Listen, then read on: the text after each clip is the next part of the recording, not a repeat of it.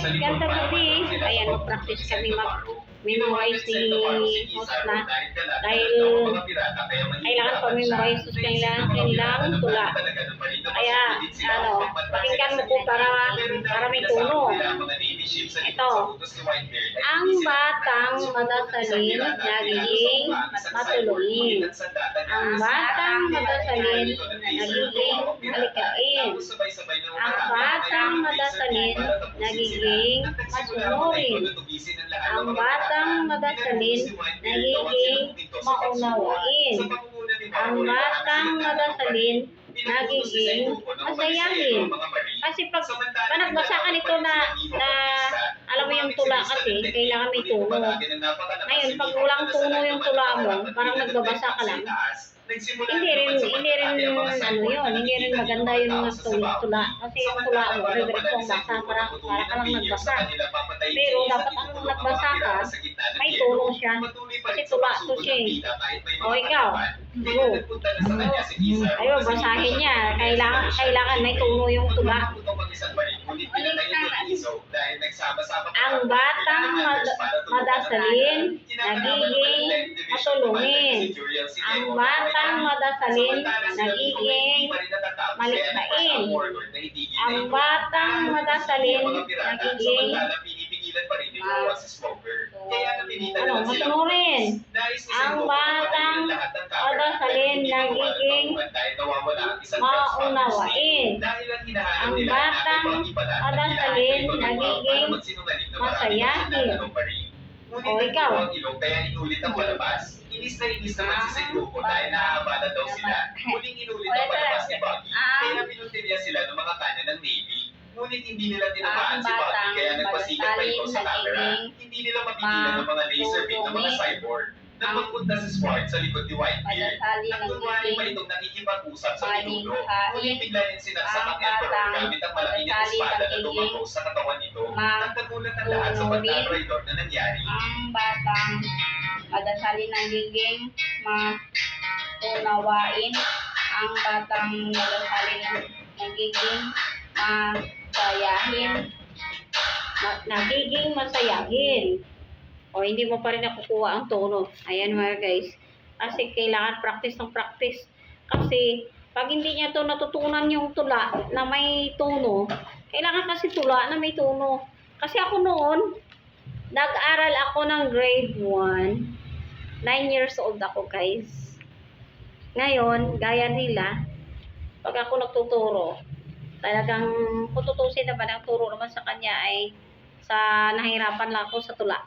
Alam mo, hindi niya kabisado at saka hindi siya masyadong na-memorize niya yung kanyang binabasa at saka kanyang pagtula. Noon ako, grade 1 pa lang ako.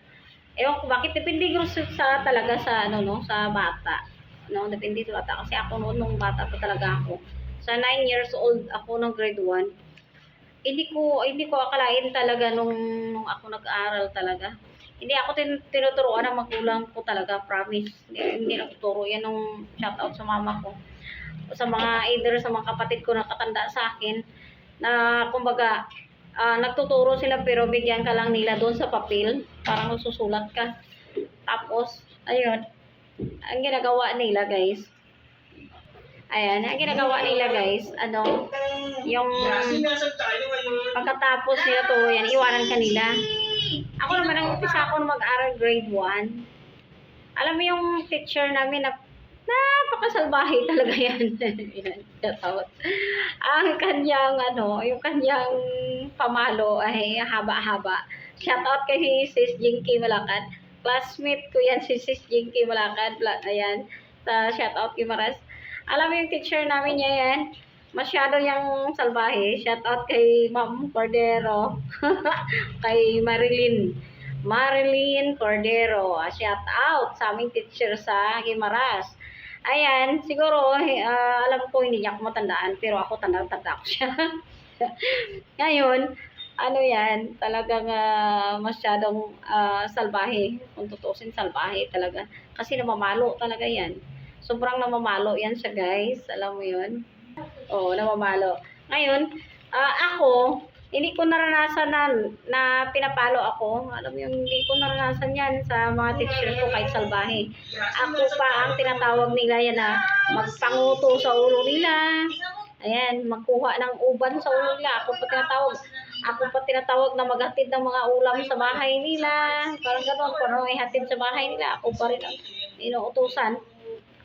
Ngayon, except doon, kahit sabihin mo inuutusan ako, kasi pag sinasabi kasi, parang paborito ka ni Siri kasi ikaw yung utusan, parang gano'n, para mataas lang yung grade. Ay, excuse hindi talaga ako naniwala doon na kapag ikaw ang paborito inuutusan, mataas ang grade. Hindi gano'n. Kasi kung tutusin talagang ako, active na bata at saka malambot din naman talaga yung ko, yung talagang IQ. Ayan guys. Ako, abdik ako sa mga memorize. Mabilis ako mag-memorize. Alam mo talagang ako. Ngayon tinuturo ko yan sa kay Kent Andre pag nag-memorize. Kailangan mag-memorize ng maigi. Yung mga litra na yan, lagi step lang isang linya. Alam mo, isang sentence. Tapos step ka naman isang sentence. Memorize ko na naman isang sentence. Parang ganun ang ginagawa ko eh. Kasi may ako technique kumbaga na kung paano ko memorize.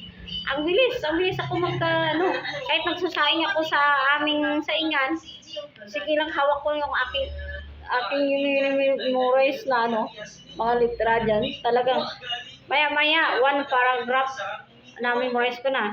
Pag nakarating na ako ng 2 paragraphs, ayan, na-memorize ko na ang 2. Doon na ako sa pangatlo.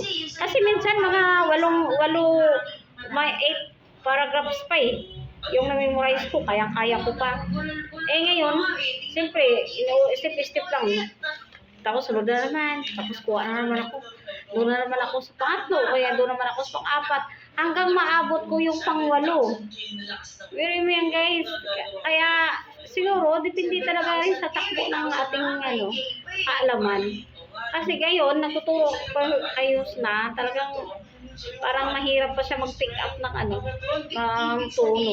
tono ng pagkasalita ng tula. Kasi ang tula kasi kailangan mayroong tono. Tapos, siyempre, dami kasi yan eh. May tono siya.